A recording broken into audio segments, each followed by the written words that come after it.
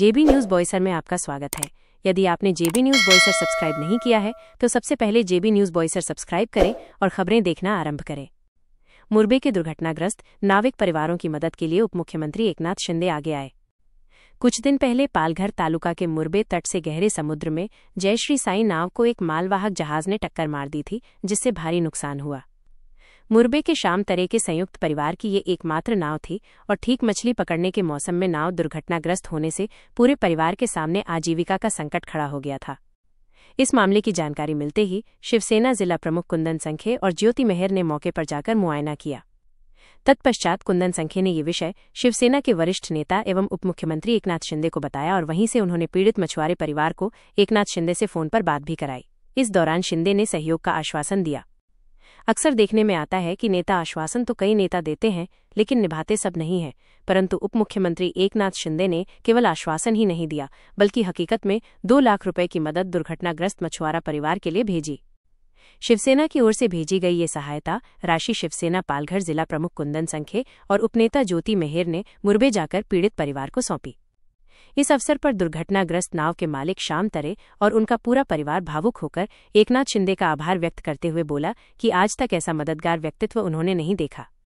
इस मौके पर मुरबे ग्राम पंचायत की सरपंच मोनालिसा तरे, स्वप्निल तरे तथा बड़ी संख्या में ग्रामवासी उपस्थित थे। देखते रहें जेबी न्यूज बॉयसर, जो हकीकत दिखाता है।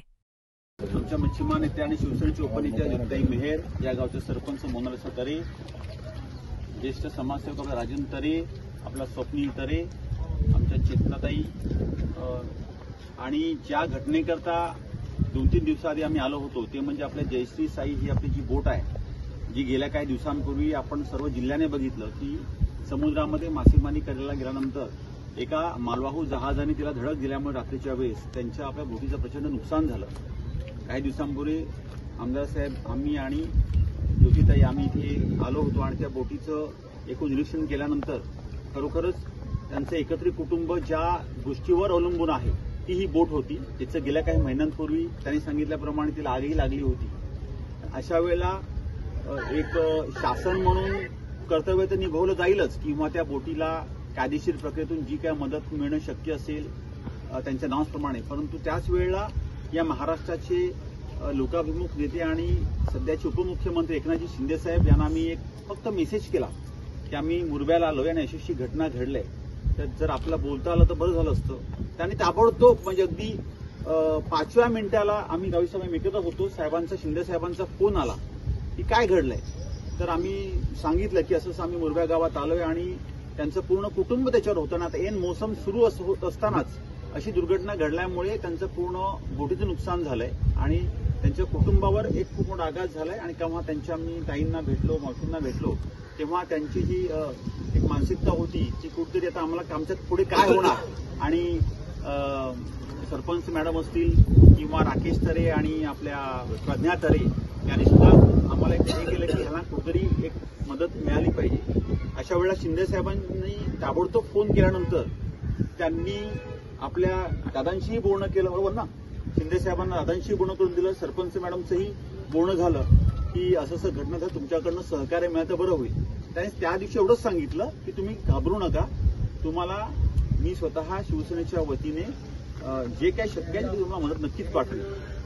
शक्यतो असं असतं की एखाद्या राजकीय नेत्यांनी आश्वासन हा एक प्रकरण असतं, परंतु ताबडतोबीची रिॲक्शन नसते। परंतु आम्हाला आनंद आहे की आपल्या एका मच्छीमार बांधवाच्या कुटुंबावर जेव्हा आघात झालेला आहे अशा वेळेला ताबडतोब काल साहेबांचा फोन आला की कुंदन आपल्याला मी माझ्याकडनं त्यांना शिवसेनेच्या वतीने 2 लाख रुपयाची मदत आपल्या त्या जयश्री साई कुटुंबाच्या तुम्ही द्या आणि त्यांना सांगा अजूनही काही लागलं तर आम्ही सोबत आहोत, तुमच्या सर्व गावाच्या किंवा आपल्या मच्छीमार बांधवाच्या कुठल्याही प्रश्नाकरता आम्ही सोबत आहोत, त्यामुळे तुम्ही काळजी करू नका। ही माझ्याकडनं एक प्रेमाची एक सहकार्य आहे, ते तुम्ही स्वीकारावं। आणि म्हणूनच आज आम्ही आमदार महोदय आहेत ज्योतिताई आणि आम्ही आज ती मदत घेऊन त्यांना देण्याकरता आलोय।